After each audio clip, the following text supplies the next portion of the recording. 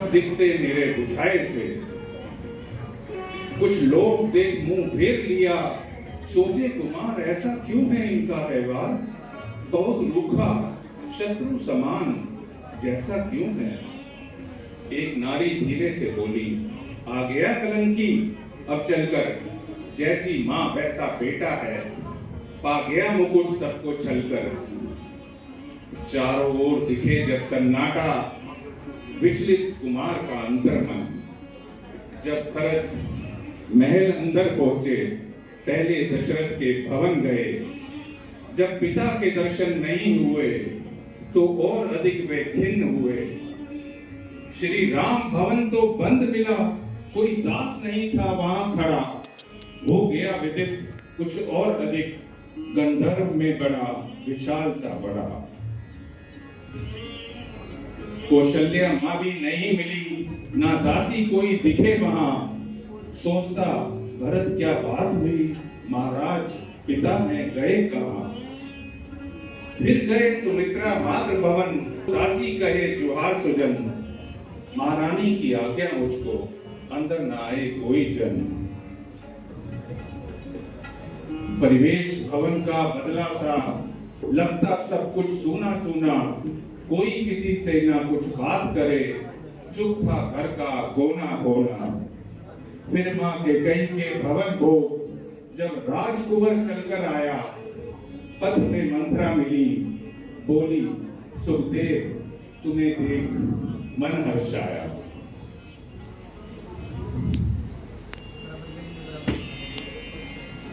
आओ आओ भरत, आओ। माता केवली तुम्हारी कब से प्रतीक्षा कर रही है, आओ।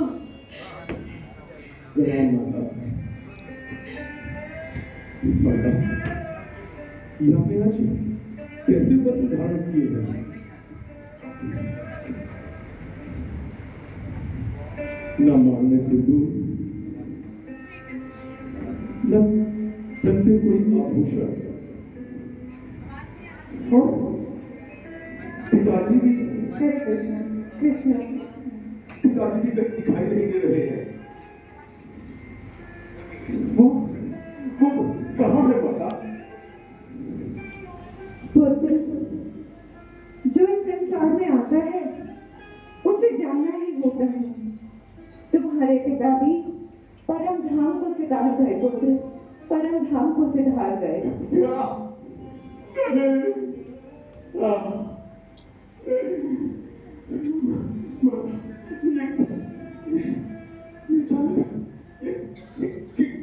कैसे हो गया? कैसे हो गया?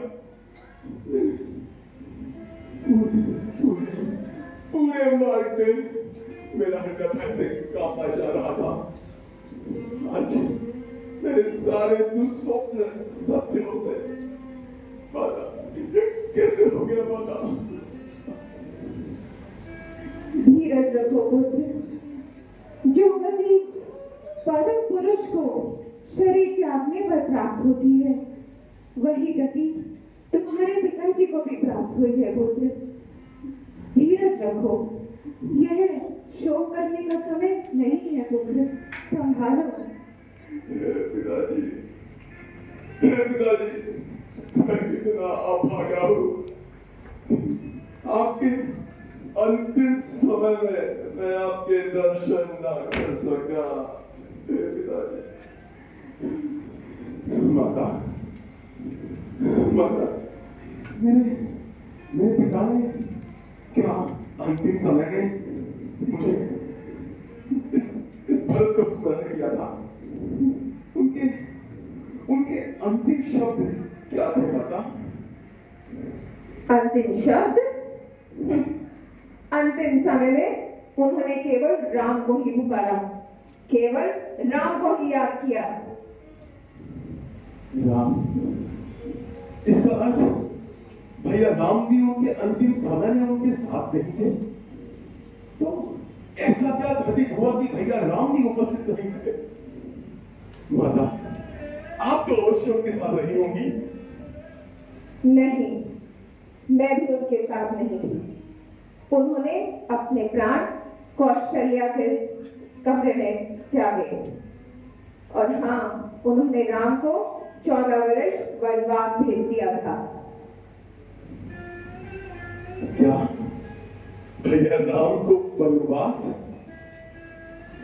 वन भेजने का दंड तो किसी भीषण अपराधी को दिया जाता है, परंतु भैया राम, श्री राम तो सत्य, धर्म और मर्यादा की मूर्ति है। फिर उन्हें दंड क्यों दिया गया? उनका ऐसा क्या दोष था मां? बोलो माता। दोष किसी का नहीं था, ये केवल वचन पालन की बात थी। तुम्हारे पिताजी भी धर्मपरायण और सत्यनिष्ठ की तरह अपना वचन पालन करते हुए उन्होंने अपने प्राण न्योछावर कर दिए। वचन? कैसा वचन? किसे दिया था उन्होंने ये वचन? मुझे। आपको? हाँ, किंतु ये लंबी गाथा है, सही समय पर समझाऊंगी। किंतु अभी पुत्र, तुम्हें शोक नहीं करना है, अपना कर्तव्य पालन करना है। अब ठीक कह रही है माता। इस समय मुझे एक पुत्र के कर्तव्य का पालन करना है। मुझे पता लगाना है कि कौन इसका कारण है जिससे मेरे धर्मात्मा भाई श्री राम को वन जाना पड़ा और मेरे परम धर्मात्मा पिता उन्हें शरीर त्यागना पड़ा। मैं अवश्य ही उसे दंडित करूंगा। दंड? तो क्या तू अब मुझे दंड देगा? आपको? हाँ, मुझे। मैंने ही महाराज से अपने वचन मांगे थे।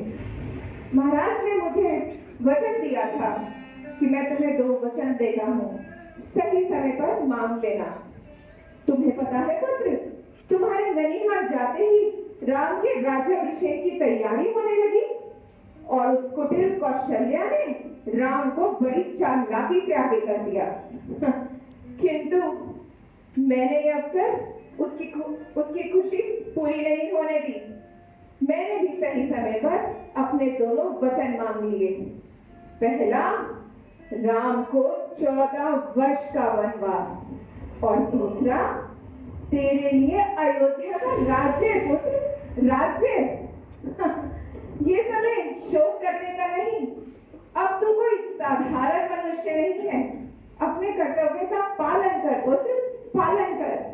ये सब मैंने तेरे लिए ही तो किया है। नहीं, तुमने मेरा भला नहीं किया। तुम्हारे इस कुकृत्य ने मुझे रघुकुल का सबसे नीच, सबसे कलंकित व्यक्ति बना दिया है।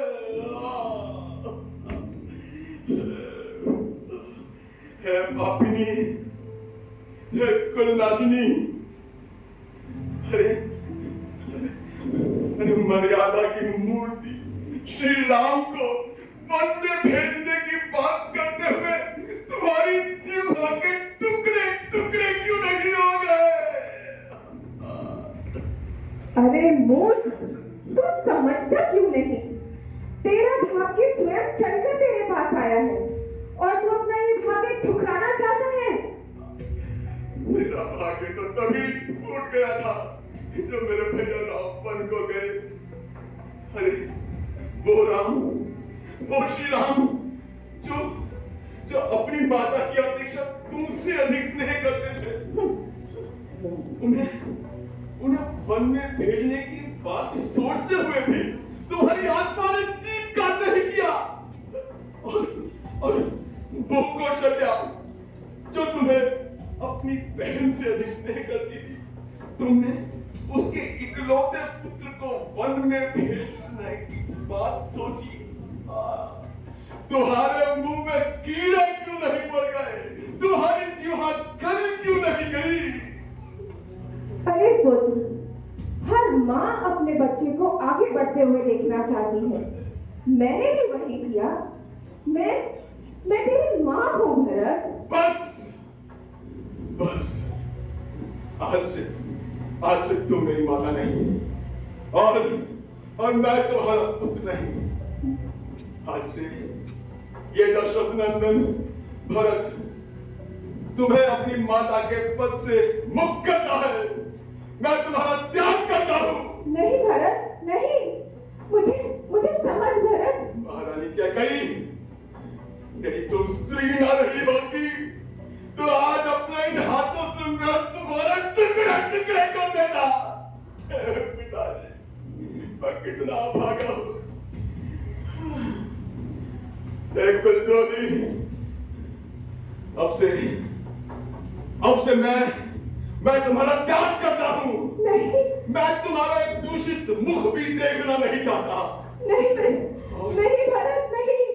मुझे क्षमा कर दे भरत। मैं इस कक्ष में भी कभी प्रवेश नहीं करूंगा। मुझे क्षमा कर दे पुत्र, मुझे क्षमा कर दे, मुझे क्षमा कर दे पुत्र, मुझे क्षमा कर दे। भरत को राज्य दिलवाया, राम को वन भिजवाया।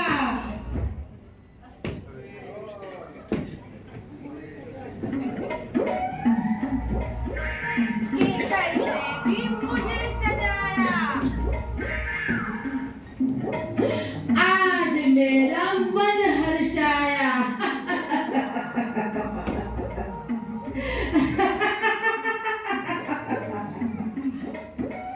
सीधी पड़ गई मेरी चालें। हे प्रभु, अब तो भरत ही राज संभाले। मंत्रा, तू ही वही नीच डायन है ना, जिसने माता क्रिकेट को उकसाया है।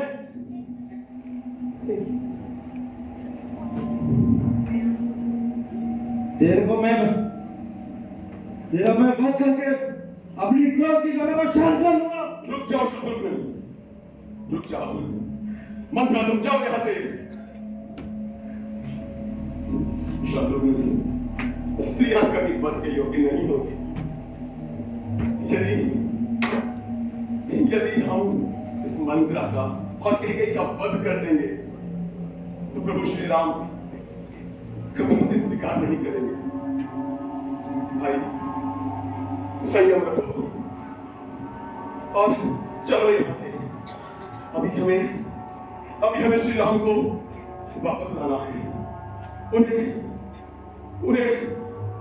उनके उत्तराधिकार इस राज सिंहासन को संभालने के लिए उन्हें अयोध्या वापस लाना होगा। और उससे पहले मुझे माता को श्रद्धा से भी क्षमा मांगनी है। चलो यहाँ से।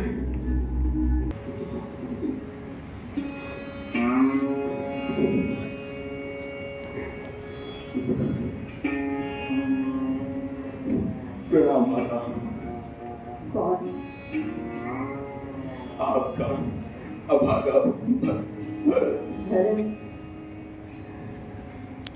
अब तुम इस राज्य को भोगने के लिए वापस आए, जिसके लिए तुम सदैव से लालाए थे।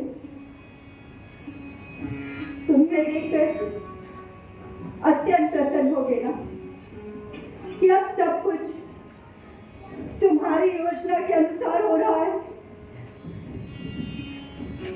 आप मुझे ही दोषी मान रही हैं माता। उचित है, मैं इसी के योग्य हूँ। परंतु माता, मैं आपको कैसे विश्वास दिलाऊं? आप क्या निश्चित जानती हैं कि मेरे हृदय में भैया राम के प्रति कितना स्नेह है। माता, मुझे कैकेयी के षड्यंत्र का तनिक भी भान नहीं था। मेरा उसमें कोई भी योगदान नहीं है माता, कृपया मेरा विश्वास कीजिए। तो जाओ मेरे नाम को ले आओ, मेरे नाम को ले आओ, मेरे नाम को ले आओ। अन्यथा मुझे मेरे पुत्र के पास छोड़ो भरत, मुझे मेरे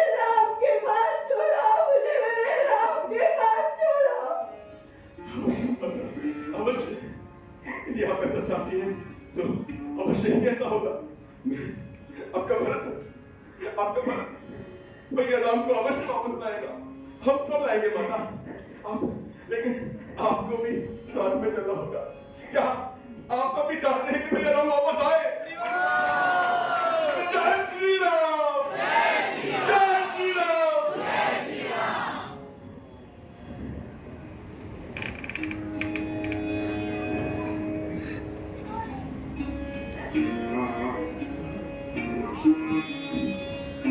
इसके पश्चात मैं राजगद्दी पे कैसे बैठ सकता हूँ? उन्होंने कहा, मैं तो राम को अविलंब अयोध्या लौटाने के लिए यहाँ जाना चाहता हूँ।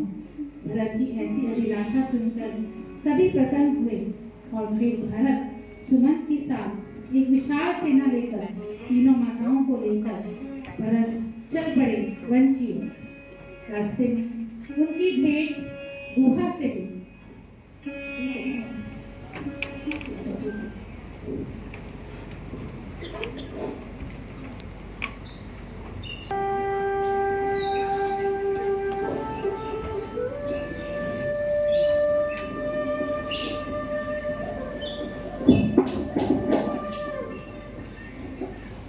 कुमार भरत, ये निषाद राज हैं और श्री राम इन्हें अपना परम मित्र मानते थे। क्या?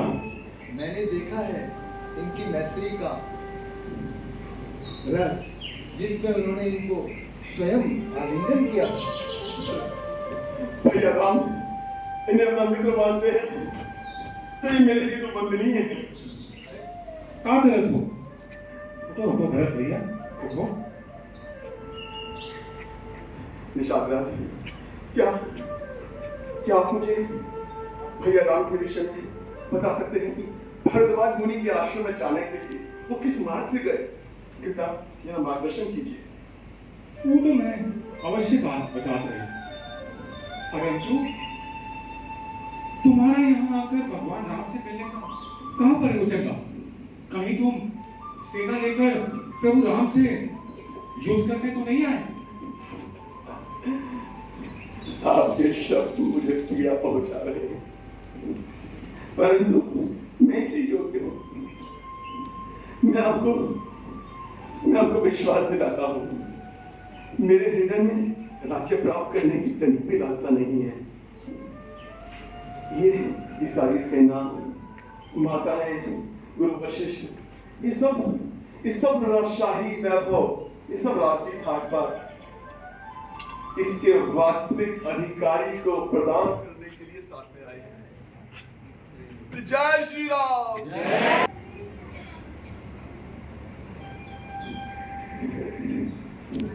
ये सभी अयोध्यावासी ये अपने हृदयों के सिंहासन पर पहले ही श्री राम को बिठा चुके हैं।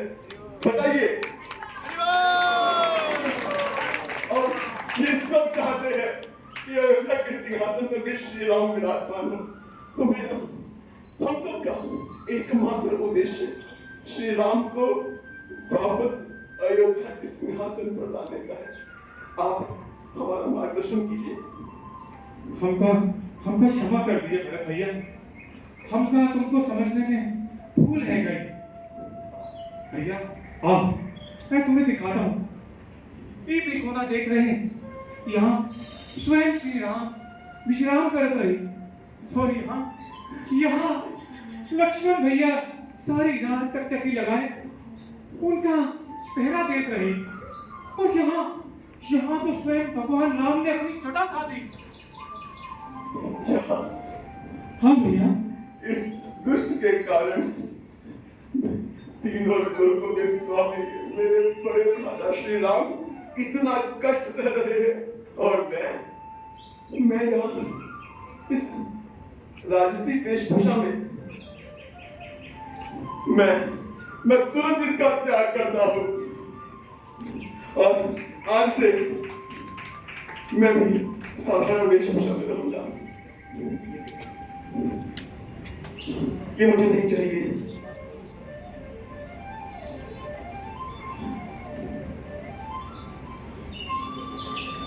उतर जाएगा।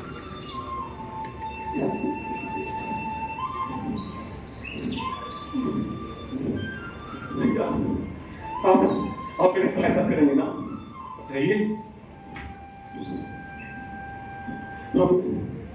हमें अतिशीघ्र भैया राम के पास पहुंचना है। चलो, हम भी तुम्हारे साथ चलो। अरे जय श्री राम। जय श्री राम। भगवान राम को 3 महीने बीत चुके थे। हे प्राणनाथ, आज मैंने एक विचित्र स्वप्न देखा। स्वप्न? कैसा स्वप्न? मैंने देखा भैया भरत समाज समेत यहाँ आ रहे हैं और उन सभी के मुख मलिन लग रहे हैं। यह तो चिंता का विषय है। मुझे तो अत्यंत चिंता हो रही है। कहीं मेरे वियोग में भरत तो कुछ हो तो नहीं गया? भैया, मैं जंगल से लकड़ी लेके आता हूँ। लक्ष्मण, शीघ्र आना। सीता ने भरत के विषय में एक तो स्वप्न देखा है। मैं अत्यंत दुखी है। भरत, उसको काहे का दुख? अब तक तो वो राजा भी बन गया होगा। तुम मेरे भरत को नहीं जानते। उस पगले ने तो राज्य अभिषेक भी रो रो के करवाया होगा।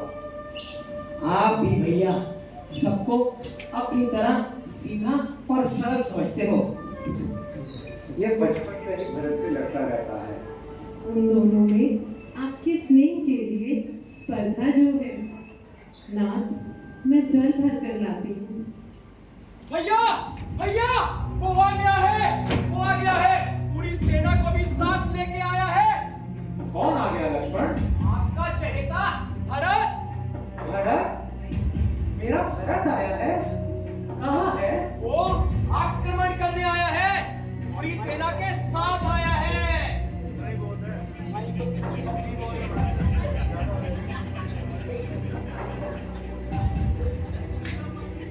लक्ष्मण, तुम भरत को नहीं जानते। उसकी बुद्धि इतनी कुटिल नहीं है। अवश्य ही वो आपका वध करने आया है। उसको लगा होगा कि आपका वध करने के बाद ये जनता आपसे उसका राज्य छीन नहीं लेगी।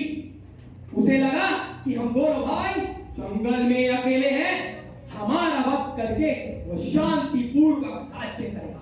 परंतु वह मूर्ख है, वह मुझे नहीं जानता है। शांत लक्ष्मण, मेरा भरत ऐसा नहीं हो सकता। उसकी बुद्धि इतनी भी कुटिल नहीं है। जिसकी माँ की बुद्धि इतनी कुटिल हो तो उसकी क्यों नहीं? अगर उसके मन में कपट नहीं होता तो वो इतनी बड़ी सेना लेके नहीं आता। उसने आपको निसहाय समझा और हमसे युद्ध करने चला आया।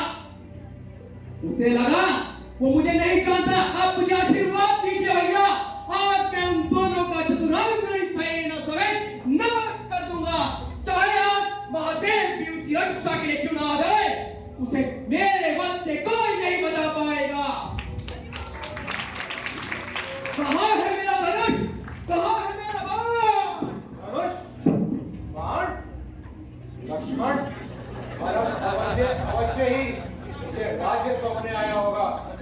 यदि तुम्हें राज्य की लालसा है तो मुझे कहो। मैं भरत को एक बार बोलूंगा तो वह सारा साम्राज्य तुम्हें सौंप देगा। मुझे क्षमा कर दीजिए भैया, मुझे क्षमा कर दीजिए। मुझे राज्य की कोई लालसा नहीं। मुझे तो सिर्फ आपकी सेवा ही चाहिए भैया, सेवा ही चाहिए। उठो लक्ष्मण। भैया राम, मुझे क्षमा कर दीजिए भैया। भरत, मेरे भाई,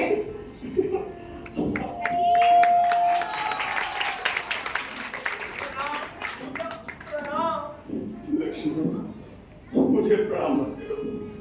मैं इसके योग्य नहीं।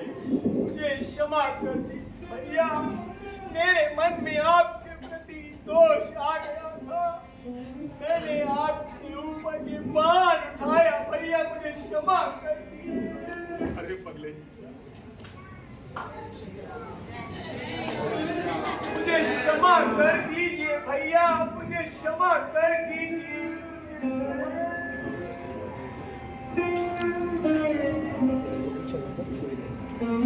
जवानी आपके प्रति दोष आ गया था भैया, आपके प्रति दोष।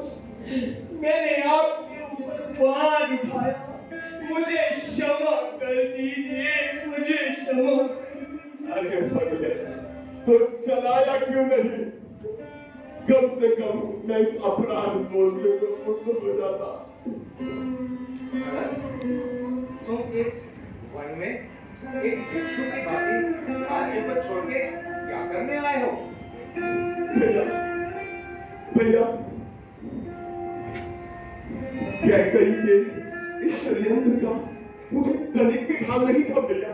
आप विश्वास कीजिए, मुझे इसके बारे में कोई जानकारी नहीं थी। और मैं तो यहाँ पर आपको अयोध्या वापस ले जाने आया हूँ। आपका राज सिंहासन आपकी प्रतीक्षा कर रहा है, आपकी प्रजा आपकी प्रतीक्षा कर रही है प्रभु। मैं जानता हूँ भरत कि मेरे वन जाने में तुम्हारा कोई योगदान नहीं है, परंतु ये तो पिता के वचन पालन है और व्यक्ति को अपने पिता का वचन पालन करना धार्मिक सिद्धांत है। भैया, पिताजी की इच्छा भी यही थी कि आप राज्य के उत्तराधिकारी बने, आप राज्य सिंहासन को संभाले। और जहां तक उनके लिए वचन का संबंध है, तो हमारे वृद्ध पिता इस वृद्धावस्था में एक स्त्री के प्रति आसक्त होने के कारण उसे वचन देकर बंद गए, और जिस कारण इस पूरी अयोध्या नगरी की कितनी हानि हुई है। अब इस क्षतिपूर्ति को करने का समय है। भैया, अब लौट चलिए भैया, अब लौट चलिए। ये भरत, तुम अपने पिता को दोष ना दो। उनके विवाह के समय माता केकई के पिता ने वचन लिया था कि उनका पहला पुत्र ही आगे चलकर राजा बनेगा। सो अपने पिता के वचन को कल्याण करो। भैया, मैं आपसे इस शब्द जाल में नहीं जी सकता, परंतु भैया आप ही मुझे बताएं, रघुकुल में ये रीत कब से आई कि अग्रज के होते हुए अनुज राज सिंहासन पर बैठे? ये कौन सा धर्म है भैया? ये कौन सा धर्म है? और क्या आप तो इन माताओं पर भी दया नहीं आती? क्या अपनी माताओं पर दया नहीं आती? और गुरु वशिष्ठ भी यही चाहते हैं। राम, आइए, हम सभी यही चाहते हैं। और प्रभु ये सब अयोध्यावासी, क्या आप चाहते हैं कि भगवान राम अयोध्या राज्य स्वीकार करें? प्रभु, आपके हृदय की पुकार को सुनेंगे, जोर से बोलिए। व्यक्ति का अपने माता पिता के प्रति भी कर्तव्य होता है और हमें उसका पालन करना चाहिए। हे भरत, तुम अयोध्या लौट जाओ। आप अपना हक नहीं जागेंगे। मैं भी आप ही का भाई हूँ। मैं यहीं पर आपकी कुटिया के समक्ष ही मैं भी यहीं बैठ जाऊंगा, और जब तक आप अपना हक नहीं जागेंगे, मैं बिना अन्य जल स्वीकार किए यहीं बैठा रहूंगा और अपनी आंखों पर पट्टी बांधकर इसी वन में निवास करूंगा। प्रिय भरत, तुम ये हक छोड़ दो। तुम अपने भाई का विरोध कर रहे हो।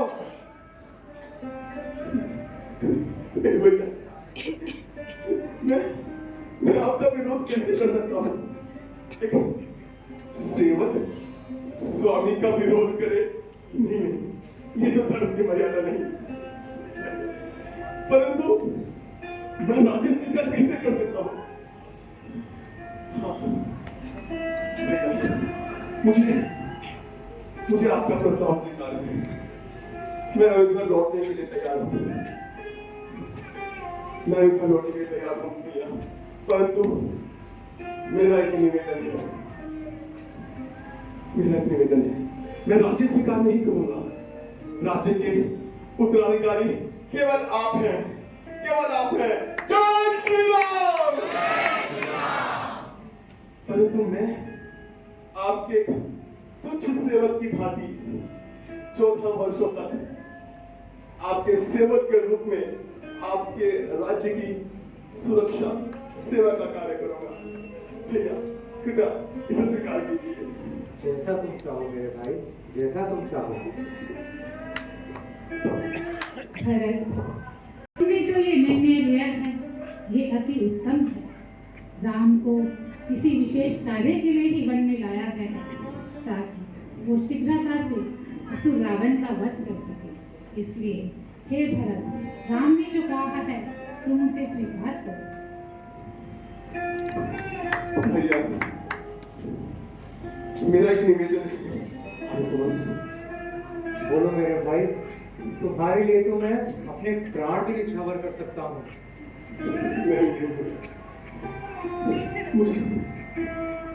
ये इन चर पादुकाओं पर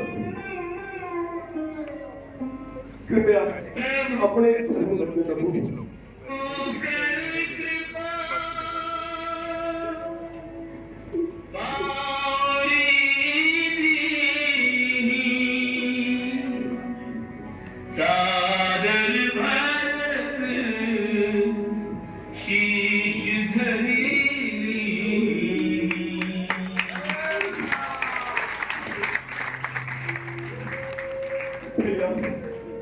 लेकिन मेरा एक निवेदन है, यदि इन 14 वर्षों के भीतर आप अयोध्या में वापस नहीं आए तो आप अपने इस भारत को जीवित नहीं पाएंगे।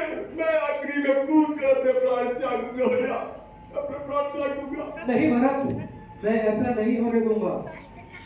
और तुम ये ध्यान रखना भरत, अपनी माता से घृणा मत करना भरत, घृणा मत करना।